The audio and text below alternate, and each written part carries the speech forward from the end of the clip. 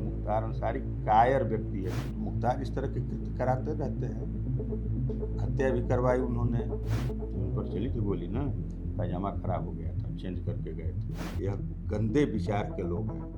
इस तरह के लोगों को वास्तव में भारत में रहने का हक है। आप बहुत गंभीर आरोप लगा रहे हैं। आरोप क्या लगा रहे हैं? मुख्तार अंसारी ने हत्या करवाई थी, आरोप नहीं लगाए तो और क्या करें? हाँ, मेरे ऊपर गोली चलेगी तो मैं जरूर गोली चलाऊंगा। अगर मेरे हाथ में हौसला है तो मैं जरूर गोली चलाऊंगा। और उस दिन मेरे मन को शांति मिलेगी जिस दिन ये नस्ताबूद हो जाएंगे पूरी तरह। तो आप इन तमाम मुकदमों का जिक्र कर रहे हैं, मैं आपका एफिडेविट देख रहा था, एक मुकदमा आपके ऊपर भी है। जिस दिन सत्ता का साया सर से हट जाता है, ऐसे लोगों की औकात आप देखे होंगे कि पंजाब से उत्तर प्रदेश के जेल में ना आना पड़े, घुटनों के बल बैठ गए, व्हील चेयर पकड़ ली, यही इनकी औकात है। उत्तर प्रदेश की मऊ विधानसभा हर बार चर्चा में रहती है क्योंकि यहाँ से बाहुबली मुख्तार अंसारी चुनाव लड़ते हैं और मुख्तार अंसारी 5 बार से यहाँ पे विधायक हैं, अलग अलग पार्टियों से, कभी खुद की पार्टी से, कभी निर्दलीय, तो कभी बीएसपी से। तो मुख्तार अंसारी को लेकर कमोबेश ये सीट चर्चा में रहती है, लेकिन इस बार ये सीट थोड़े अलग वजहों से भी चर्चा में है। एक बुलडोजर का वीडियो आया है जो आपने भी देखा होगा, और वो बुलडोजर पे खड़े होकर के लोग योगी आदित्यनाथ मुख्यमंत्री का इस्तकबाल कर रहे थे, उनके लिए नारे लगा रहे थे। और वो बुलडोजर कैसे आया, कहां से आया, ये मुख्तार अंसारी के बेटे अब्बास अंसारी के खिलाफ बीजेपी से चुनाव लड़ रहे अशोक सिंह जी ज्यादा बेहतर बता पाएंगे। बुलडोजर जनता का रहा, जनता ने लाकर खड़ा किया बाबा के स्वागत में। अच्छा। और बाबा ने कहा भी कि विकास और बुलडोजर दोनों साथ चलेंगे। जो गलत कार्य करेंगे उनके खिलाफ बुलडोजर चलेगा और विकास भी साथ साथ चलेगा लोगों का। और दोनों हो रहा है उत्तर प्रदेश में, देख ही रहे हैं आप। तो बुलडोजर कॉन्सेप्ट कैसे आया ये कि लाया जाए? और एक वीडियो भी आया, सीएम जो है हेलीकॉप्टर से देख के कह रहे हैं कि वो देखो बुलडोजर खड़ा है और मुस्कुरा रहे हैं।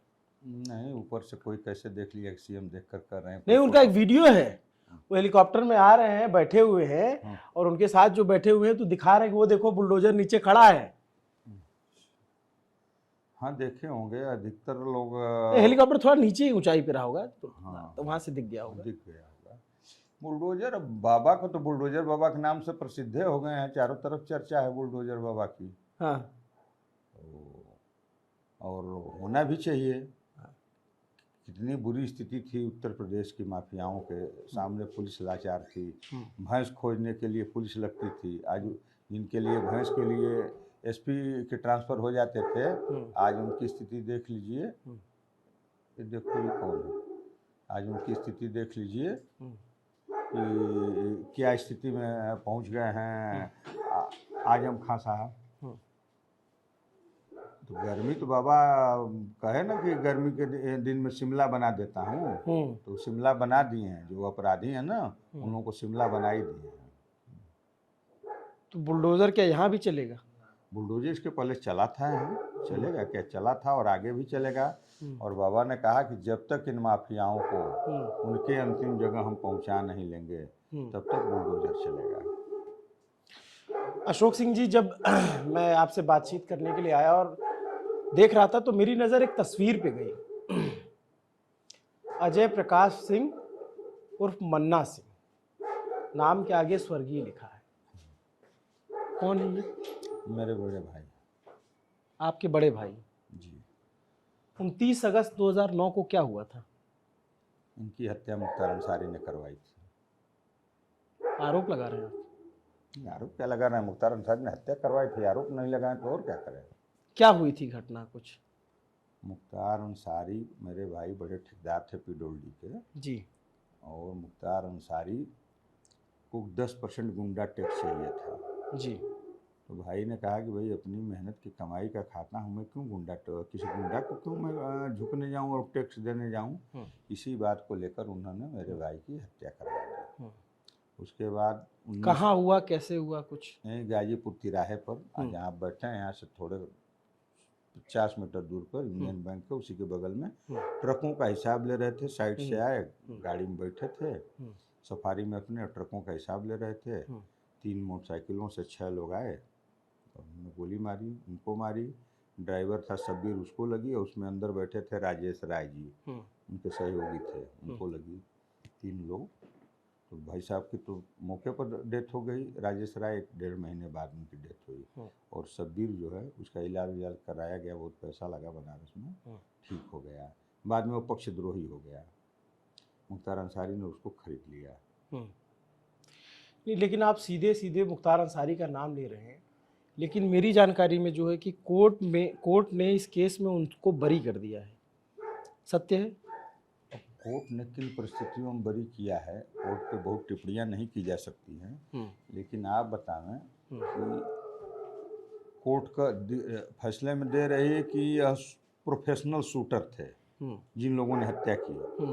3 लोगों का आजीवन कारावास कोर्ट ने की, और मुख्तार अंसारी सहित अन्य लोगों को जो 120 भी में थे सारे लोगों को छोड़ दिया। तो हम कह रहे हैं कि प्रोफेशनल हत्यारे हैं, वो पैसा लेकर हत्या करते हैं, तो उनसे कोई मन्ना सिंह की तो कोई दुश्मनी थी नहीं, वो तो किसी ने उनको हायर किया होगा तभी तो उसने घटनाएं की। तो आखिर किया किसने, उसको कोर्ट ने क्यों नहीं बताया कि किया किसने? वो तो बता दिया कि नहीं ये शूटर हैं, पेशेवर शूटर है। तो पेशेवर शूटर क्यों किसी को गोली मारेंगे? कोई उनको मैनेज करेगा तभी तो, पैसा देगा तभी तो। जब पेशेवर हैं तो पैसा लेंगे तो मारेंगे, आप देंगे तो हमको मारेंगे, हम देंगे तो आपको मारेंगे। तो वह नाम भी तो आना चाहिए कि किन लोगों के कहने पर इन्होंने गोली चलाई, वह नाम तो आया नहीं। तो उस फैसले से हम संतुष्ट नहीं थे।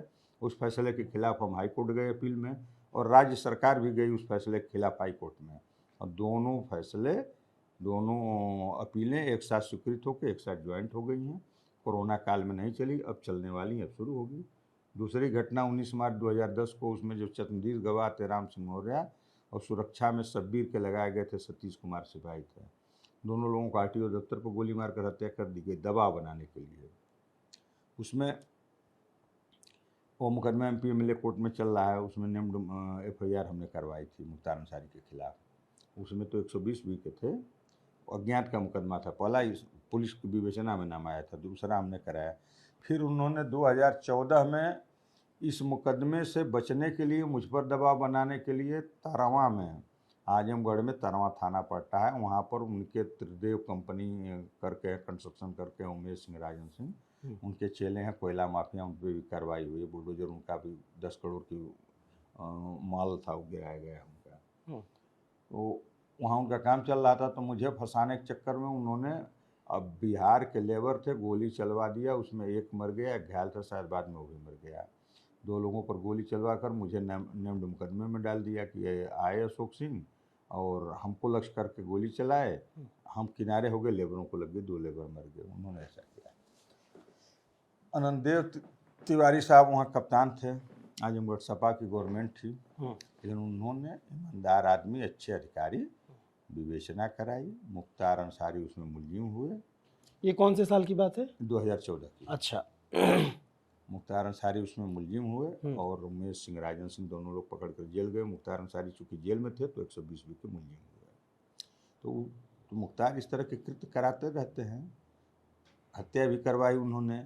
बचाव के लिए जब दबाव बनाए, न मैं डरा न टूटा, तो उसके बाद उन्होंने सोचा फंसा लें, तो ऊपर वाले जिसके साथ हैं उसका कोई क्या बिगाड़ सकता है। उसमें भी मैं बच गया, बेइज्जत बरी हुआ, विवेचना में ही मेरा नाम निकल गया। अब जो गोली चला रहे हैं, जो अपने को दिखा रहे हैं कि हमारे ऊपर गोली चल रही है, वो घटना स्थल से 30 किलोमीटर दूर हैं। जिनको दिखाया जा रहा है गोली चलाना, वो अपने घर पे सोए हैं। उनके सुरक्षा वालों की एक साथ लोकेशन मिल रही है, उनके ड्राइवर की लोकेशन मिल रही है, हमारे सारे लोग के यहाँ घर पे मिल रही है, और घटना यहाँ से है 40 किलोमीटर दूर की।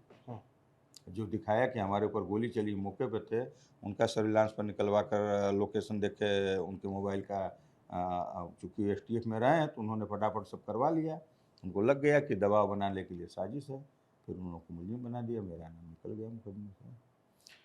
तो ये मुकदमों का खेल शुरू हुआ 2009 में? जी, 29 अगस्त 2009 29 से। अगस्त 2009। जी। तो फिर राजनीति में कैसे आना हुआ आपका? पहले तो आप राजनीति में नहीं थे।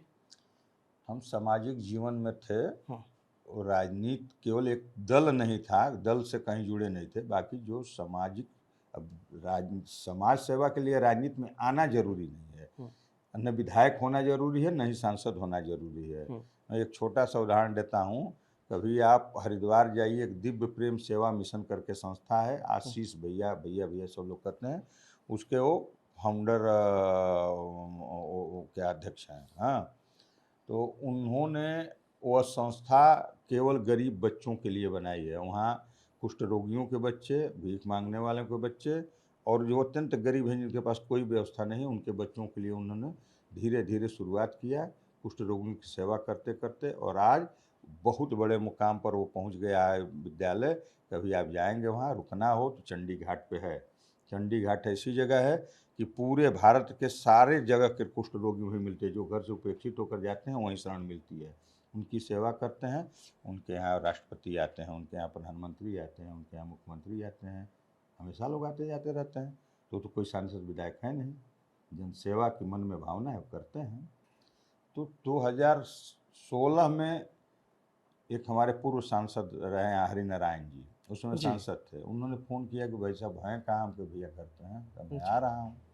हम कहे आइए, स्वागत है। तो आए तो उन्होंने कहा कि आप जो है चुनाव लड़िए। हम कहे यार हमको कोई दल में जानता नहीं है, कोई पहचानता नहीं है, हमारे संबंध हैं व्यक्तिगत लेकिन बहुत लिमिट लोगों से हैं, हर दल में हैं, लिमिट लोगों से हैं, राजनीति से मेरा कोई मतलब है नहीं।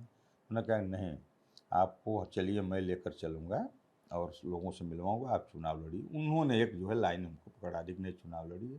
प्रयास किया गया, पहले प्रयास में ही हम लगभग सफल थे, सिंबल भी मिल गया, विलम्ब से मिला। पिछले चुनाव में आपको 2017 में जी, 17 में तो, लेकिन यहाँ तो सुभाषपा चुनाव लड़ी। सुभाषपा लड़ रही थी। सुभाषपा के जो दल बदलू अध्यक्ष जी हैं ओम प्रकाश राजभर, अब आपके साथ ही नहीं रहे। नहीं, चाल चरित्र चेहरा उनका कभी अस्थायी रहा ही नहीं, तो किसी के साथ ही नहीं, जहाँ है वहाँ भी नहीं रहेंगे, वो कहीं नहीं रह सकते हैं। बाप का टिकट बेटे के साइन से जारी होता है और बेटे का टिकट बाप के साइन से जारी होता है। घर की पार्टी पॉकेट की, अपनी बिरादरी के लोगों को बेवकूफ़ बनाकर उल्टा सीधा करके और राजनीति करते हैं।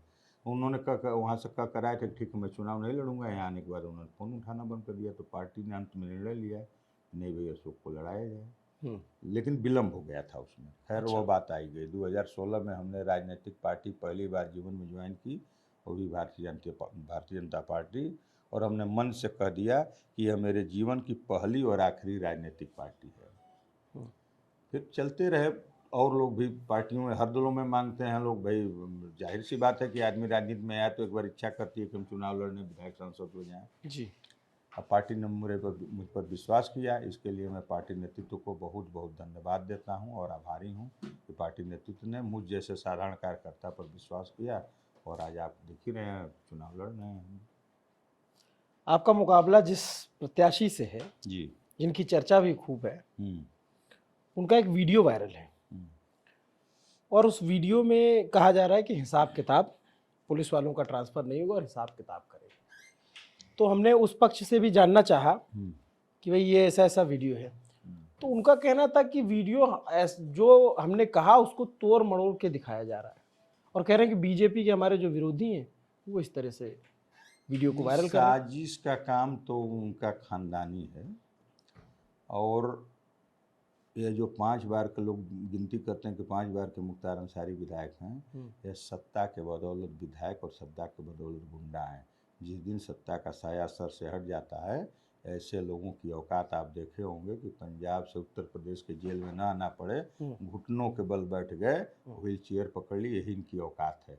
जब सत्ता माफिया पसंद सरकारें रही हैं, उनका संरक्षण रहा है, तो विधायक भी हुए और अपराध भी खूब किए। और आज पूज्य योगी जी की सरकार है, माफियाओं की कितनी दुर्दशा हो रही है देख रहे हैं। इसमें जो है घुटने के बल हैं, देख लेंगे चेहरा नहीं पहचान पाएंगे कोई मुख्तार अंसारी हैं, शक्ल बिगड़ गई है।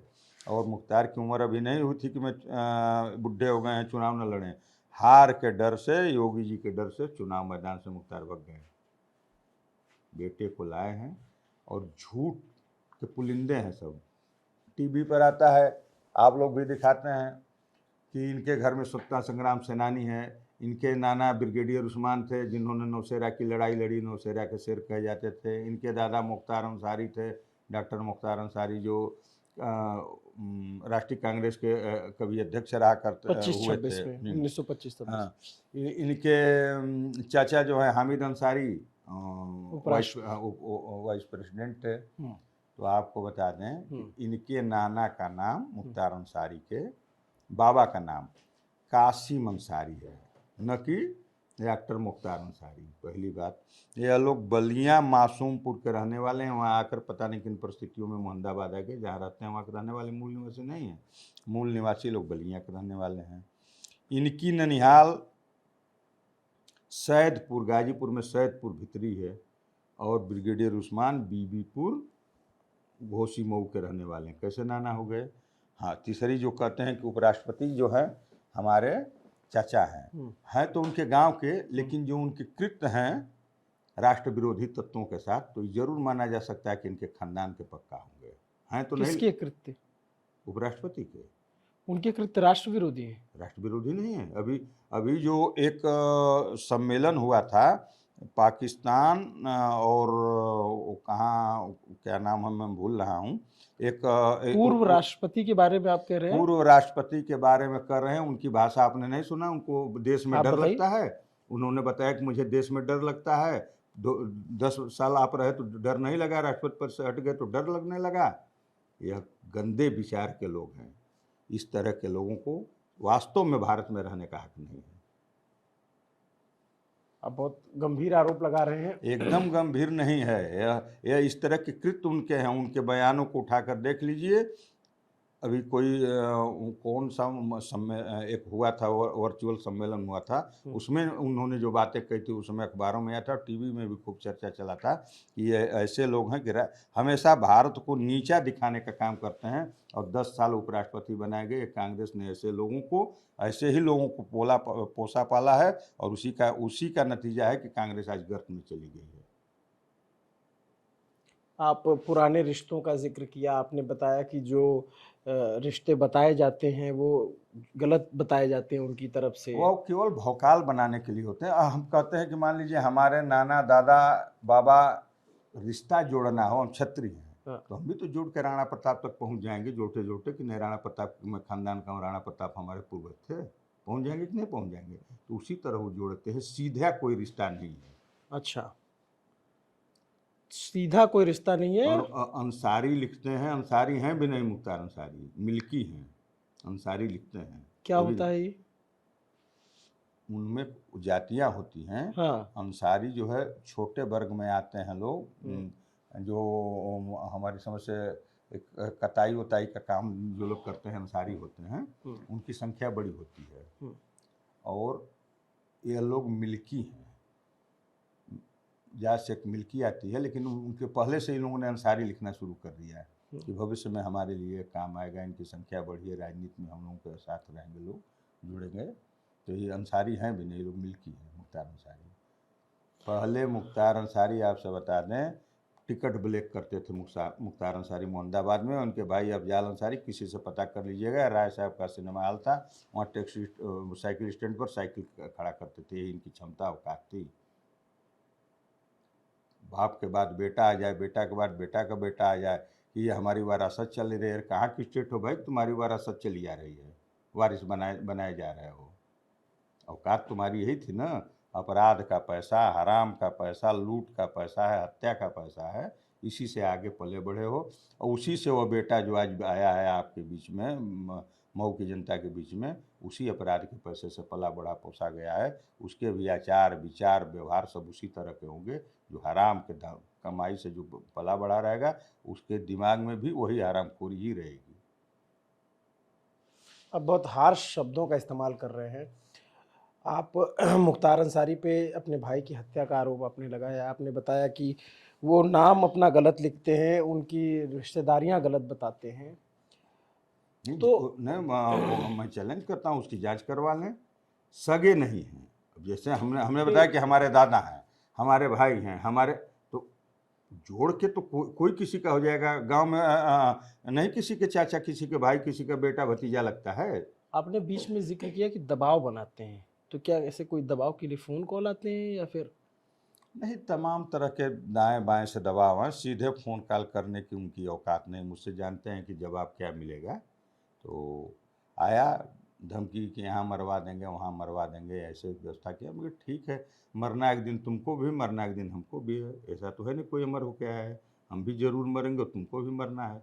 तो अगर ऊपर वाले ने यही लिखा होगा, ईश्वर की यही होगी, तो जिन मरना होगा मरा जाएगा।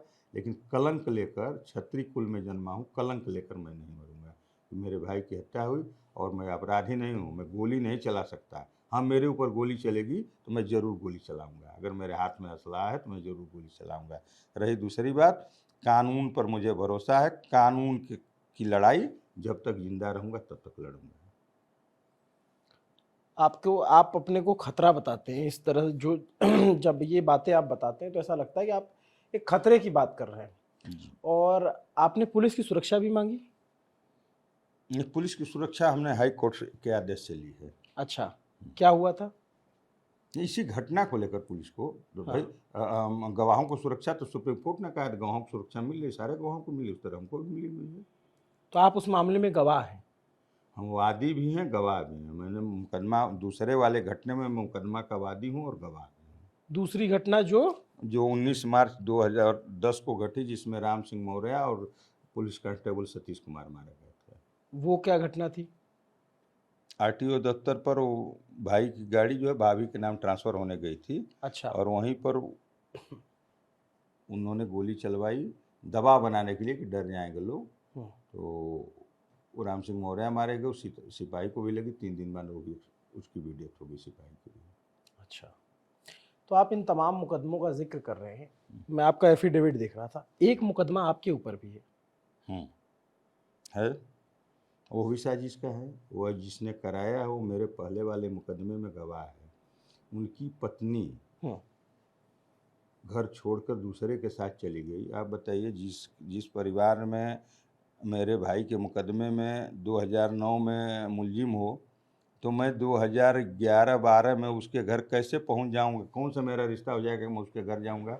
उसकी, वो कभी FIR की कापी उठाकर देखेंगे, लास्ट में मेरा नाम क्लोज करने के बाद बढ़ाया गया है। अच्छा, वो जो चार्जशीट दाखिल हुई है, जब मुझे उत्पीड़न का मामला है? हाँ, उत्पीड़न का मामला दिखाया गया। तो जब मैंने पूछा इंस्पेक्टर से कि भाई बताओ कोई मुकदमा मेरे ऊपर हुआ, कहा हाँ भैया। हमने कहा तो कैसा मुकदमा हुआ? तो बताया कि 2 गवाह मिल गए। हमने बताया, मैंने लिख दिया। तो उनके 4 गवाह देते हैं, जिसके खिलाफ कहते हैं उसके खिलाफ आप लिखो। हम कहे यार, इतने आँख के शर्म के पानी जो है मर गए आपके, पैसे लेकर कुछ भी लिख देते हो। तो हम कहे आपने मुझे बुलाया कभी थाने पर गवाही के लिए, पूछने के लिए, पूछताछ करने के लिए, या मुझसे कभी फ़ोन करके पूछा कि हाँ आपको इसमें क्या कहना है? विवेचना होती तो पूछताछ होती है कि नहीं होती है? जी। तो वो तो पूछा था नहीं। तो बाद में क्या किया कि जैसे क्लोज कर दिया, चार्जशीट को क्लोज करके साइन कर दिया, नीचे की लाइन में मैंने देखा कि उसमें बढ़ाया कि इनसे मिलकर पूछा गया, जैसे पूछताछ के लिए एक लाइन बढ़ाया है। तो जिस दिन कोर्ट में उधर कुछ ध्यान नहीं दिया गया था, कोर्ट खुल रही है, हाई कोर्ट से वैकेट हो जाएगा मुकदमा। आपने इस मामले में अरेस्ट स्टे ले रखा है? जी। कब तक का था वो? प्रोसीडिंग स्टे है, अभी चल रहा है, हाई कोर्ट से है प्रोसीडिंग स्टे। तो आपके विरोधी आरोप लगाते हैं कि वो स्टे खत्म हो गया है, लेकिन सत्ता की करीबी की वजह से। नहीं, बीच में हाई कोर्ट की, सुप्रीम कोर्ट की कोई रूलिंग आई थी कि 6 महीने से जो पुरानी स्टे हैं, जो बताया गया था जी। वो शायद उसको ख़त्म माना जाए। लेकिन फिर कोरोना काल में उन्होंने, जब हमारे वकील गए, इस तरह के तमाम मुकदमे थे कि साहब कोरोना में कोर्ट बैठ नहीं रही है, और फिर किया जाए आखिर या तो सुनिए। तो उसमें कोर्ट ने सारे स्टों की डेट बढ़ा दी, उसको पुनः चालू कर दिया। तो है, ऐसा कुछ नहीं है, अपराध का कोई मुकदमा हमारे ऊपर नहीं है। फंसाने की साजिश रही, यह हुआ, इसमें जब दबाव नहीं तो दूसरा वाला वो किया गया। तो उसमें अधिकारी अच्छे थे, उन्होंने तुरंत विवेचना करके, तेज अधिकारी थे, STF से आए थे, सर्विलांस के जानकार थे, उन्होंने निकाल दिया कि कहीं कुछ नहीं, इसमें भी कहीं कुछ नहीं है। ये भी जिस दिन बहस होगी उस दिन ख़त्म हो जाना है। जी। एक बात आप का एक मैं बयान सुना, और आप जगह जगह पे रैलियों में कहते भी हैं कि ये सिर्फ सत्ता की लड़ाई या राजनीतिक लड़ाई नहीं है, एक इंसाफ की लड़ाई है। इंसाफ की लड़ाई तो है ही है, और उस दिन मेरे मन को शांति मिलेगी जिस दिन ये नेस्ताबूद हो जाएंगे पूरी तरह, उस दिन मेरे मन को शांति। मेरे भाई की हत्या हुई, कोई मामूली बात नहीं है, सहयोगी की हत्या हुई है, साथ में सुरक्षाकर्मी था, उस बेचारे का क्या दोष था, उस सहयोगी का क्या दोष था। एक बार मैं मान भी लेता हूँ कि मेरा भाई ठेकेदारी करता था, कोई बात की अदावत हो सकती है, लेकिन जो उन दोनों लोगों की हत्या हुई उनका क्या दोष था, क्यों उनकी हत्या हुई। जी। अपराध करके, हत्या करके, डरा के, धमका के आप चाहेंगे तो पूरी दुनिया आपसे थोड़े लड़ने वाली है। और मुख्तार अंसारी कायर व्यक्ति है, किसी से आमने सामने गोली नहीं चलाया, छुप के गोली मारा है। आप सब बैठे हैं, कोई आया 2 गोली मार के चला गया, उसके बाद नाम हो जाए फलाने वाला बहुत बहादुर है। दम हो तो आमने सामने किसी से गोली चलाया हो तो बताए। उसरी में चली थी गोली, सुनने पैंट खराब हो गया था, घर से पैजामा चेंज करके तब थाने गए थे। उन पर चली थी गोली ना, पैजामा खराब हो गया था, चेंज करके गए थे, इतनी ही क्षमता। पजामा खराब कैसे?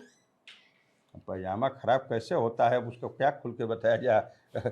ये आप इंटरव्यू ले रहे हैं, क्या बताया जाए, पैजामा खराब ना, पैजामा खराब हो गया, चेंज करके घर से गए थे कोतवाली, पता कर लीजिएगा।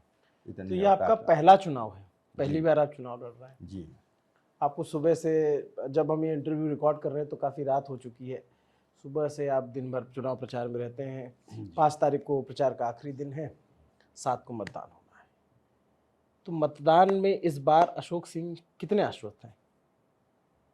हम भारतीय जनता पार्टी के कार्यों पर लेकर, पूज्य योगी जी के कार्यों को लेकर, और लोगों का जो मत है, आप भी घूमे होंगे, शहर में भी घूमे होंगे, देहातों में भी घूमे होंगे, तो लोगों की मन मंशा क्या है आपके समझ में आ गई होगी कि लोग मन क्या बनाए हैं, क्या चाह रहे हैं, क्यों परिवर्तन चाह रहे हैं। इस माफिया से मुक्ति के लिए यह मऊ, जो कल्पनाथ राय जी के नाम से जाना जाता था, पंडित श्याम नारायण पांडे का नाम आप लोगों ने सुना होगा, जिनकी कविता की रचना पहले हम लोग पढ़ते थे, रणबीर चौकड़ी भर भर कर चेतक बन गया, निराला था, लिखे थे उन्होंने। जय हनुमान लिखा है, जौहर लिखा है उन्होंने, हल्दी घाटी लिखी है, ऐसे लोगों के नाम से जाना जाता था। आप मऊ से कहीं बाहर चले जाइए, कहाँ के रहने वाले हो भाई, तो हम तो जनपद मऊ के रहने वाले हैं, वही यहाँ का माफिया मुख्तार अंसारी विधायक है। इस कलंक के टीके को मिटाने के लिए मऊ की जनता मन बना चुकी है और इस बार मिटा कर छोड़ेगी। ये थे अशोक सिंह जी, बहुत शुक्रिया, आपने अपने बिजी शेड्यूल में और इतने भाग दौड़ वाले थकान के बावजूद हमें समय दिया। आपसे अच्छी बातचीत हुई, इसके लिए शुक्रिया। आप ये इंटरव्यू देख के कमेंट बॉक्स में अपने जवाब दे सकते हैं।